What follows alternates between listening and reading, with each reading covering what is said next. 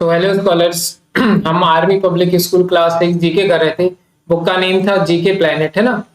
अब देखो इसमें क्या है, हमने चैप्टर नंबर 1 से लेकर के चैप्टर नंबर 9 तक कंप्लीट कर लिया है ना। चैप्टर 1 to 9 लास्ट चैप्टर हमने मेजर सिविलियन अवार्ड्स पढ़े थे। ठीक है, उन सारी वीडियोस की लिंक आपको डिस्क्रिप्शन में मिल जाएगी। बेसिकली एक प्लेलिस्ट है एपीएस क्लास 6 जीके के नेम से, सो वहां जाकर आप उस लिंक पर क्लिक कीजिए, सारी वीडियोस एक साथ आपको देखने को मिल जाएगी।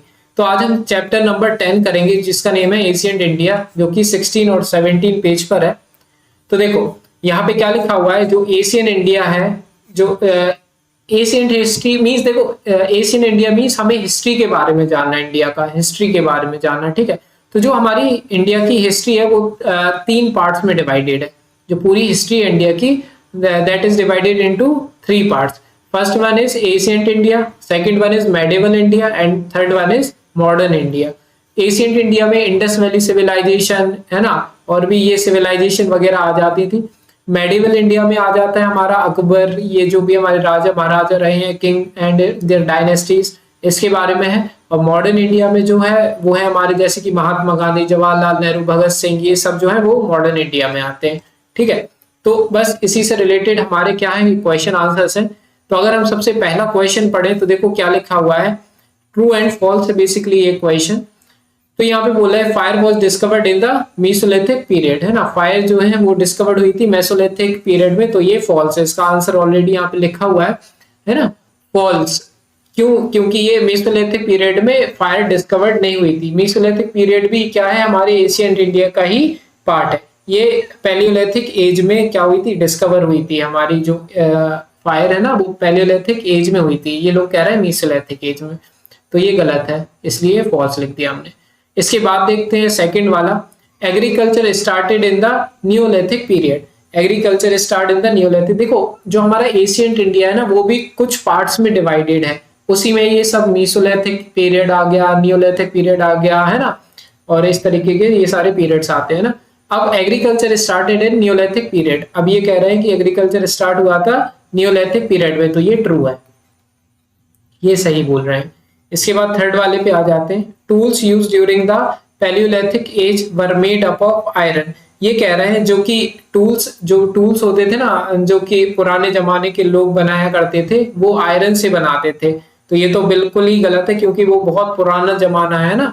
मॉडर्न फिर सबसे पहले वाला जो टाइम है वो है एशियंट इंडिया, और उसी के अंडर में ये सारी चीज आ रही है, तो वहां तो आयरन डिस्कवर हुआ ही नहीं होगा, तो ये बिल्कुल फॉल्स है। तो वहां पे क्या डिस्कवर हुआ होगा, आप बता सकते हैं?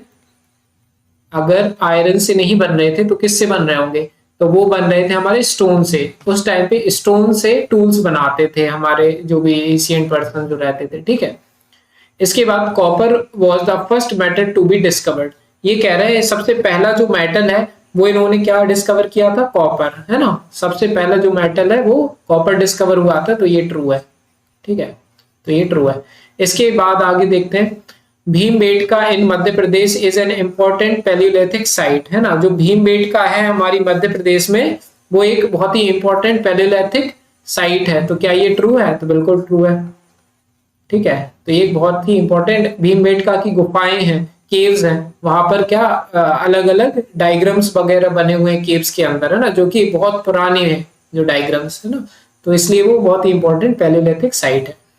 आगे देखते हैं, wheels was discovered during the chalcolithic age. जो व्हील्स है वो किस पीरियड में, किस एज में डिस्कवर्ड हुए थे, चैलियोलिथिक एज में। तो ये 6th वाले का जो है वो भी हमारा क्या है, ट्रू है। आंसर जो है इसका वो ट्रू है।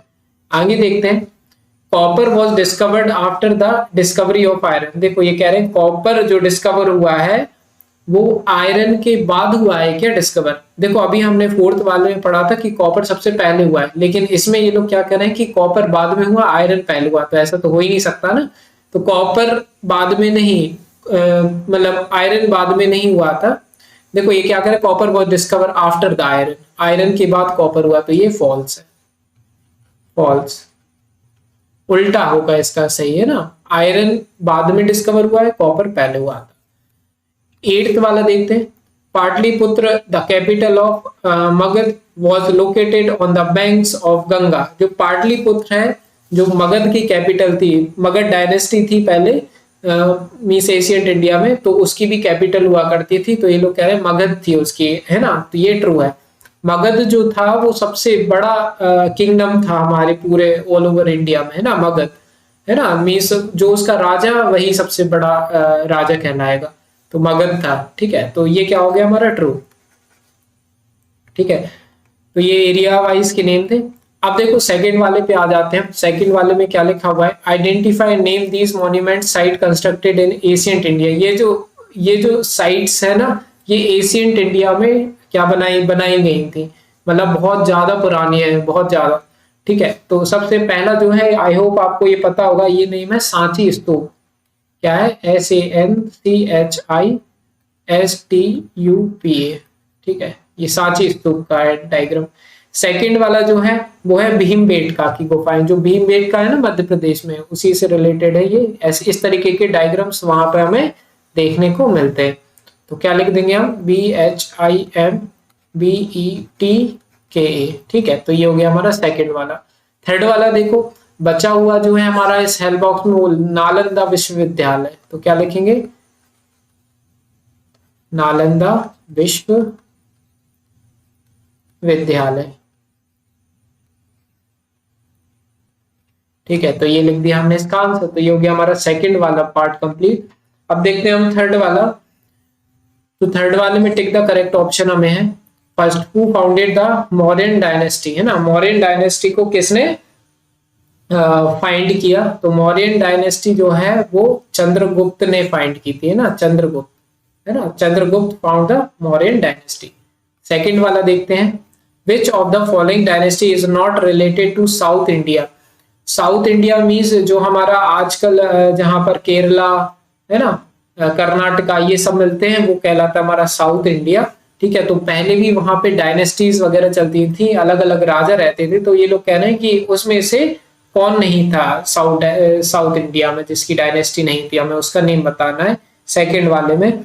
तो इसमें जो होगा वो देखो, सेकंड का चोला डायनेस्टी थी, चेरा डायनेस्टी नहीं थी वहां की, है ना, चेरा डायनेस्टी इज नॉट, सॉरी चेरा नहीं, साका, चेरा नहीं, साका होगी, साका, सी वाला आंसर है इसका। ठीक है, तो सी होगा सेकंड वाले का आंसर।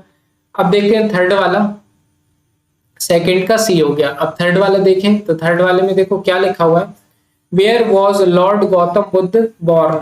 लॉर्ड गौतम बुद्ध कहां पर बॉर्न हुए थे, पैदा हुए थे, तो ये हुए थे लुम्बिनी में, है ना, लुम्बिनी, ये ए हो जाएगा, है ना, तो लुम्बिनी। फोर्थ वाले गौतम बुद्ध जानते हो ना भगवान, वो आगे देखते हैं।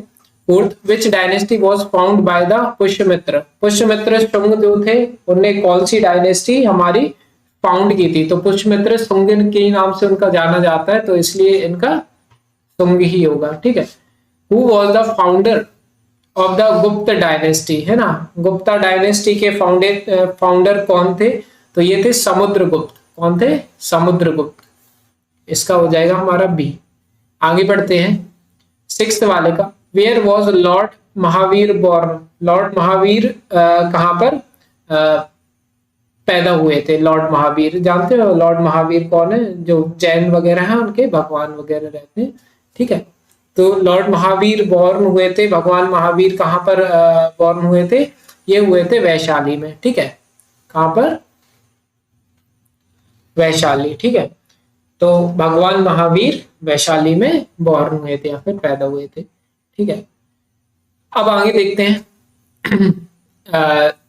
थर्ड वाले तक हो गया हमारा कंप्लीट। अब फोर्थ वाला आ गया, identify and write the correct serial number of Mahajanapada in the blank box, use the help box. Help box use लगा करके, ये पता कर करके, यूज करके हमें क्या करना है, हेल्प बॉक्स में फिल आउट करना है।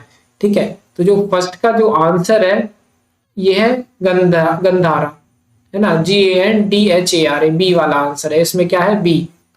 अगर लिखना चाहो तो ये GANDHARA। ठीक है, सेकंड वाला जो है इसका नाम है अवंती। ये वाला जो सेकंड वाला ये जो एरिया है ना, इसका नाम है अवंती, और सेकंड का ए है जो अवंती, AVANTI, अवंती। थर्ड वाला है जो उसका सी है, जो बचा हुआ है, इसको मगध बोलते हैं, है ना, इसको मगध, MAGADHA। तो ये हो गया हमारा थर्ड वाले का भी आंसर, है ना। तो इस तरीके से देखो हमारे चार के चार पार्ट जो इस चैप्टर नंबर 10 में थे वो हमने कंप्लीट कर लिए हैं, ठीक है। तो इस तरीके से ये चैप्टर 10 हमारा कंप्लीट हुआ।